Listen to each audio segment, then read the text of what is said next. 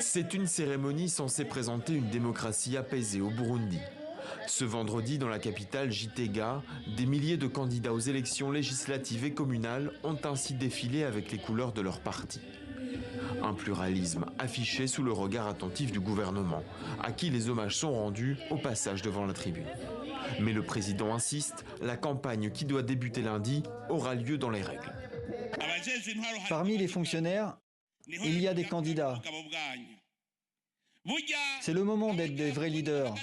Ne pensez pas que les arbitres favoriseront une équipe. Ils doivent rester impartiaux.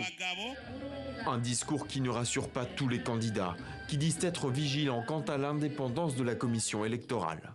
On ne peut pas dire qu'il n'y aura pas de problème, il y en aura. Même si le président vient de le dire, il y aura des confrontations. Mais chaque fois quand il y aura, que l'arbitre soit effectivement une personne neutre. Nous avons vu que les démembrements de la CENI à la base ne sont pas totalement indépendants parce qu'ils sont toujours collés à leur parti politique de provenance.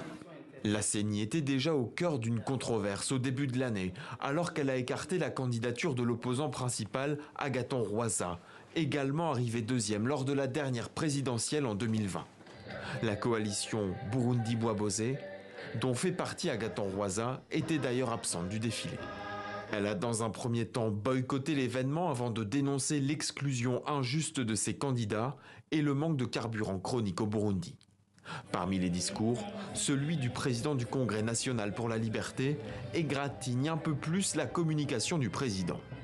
Dans le pays, des membres des partis d'opposition sont battus, malmenés et ne peuvent pas exercer leurs activités politiques librement. Certains fonctionnaires ne tolèrent pas la présence des partis d'opposition dans les régions qu'ils dirigent. D'après la CENI, 23 partis politiques sur les 37 agréés participent au double scrutin législatif et municipal qui se tiendra le 5 juin prochain.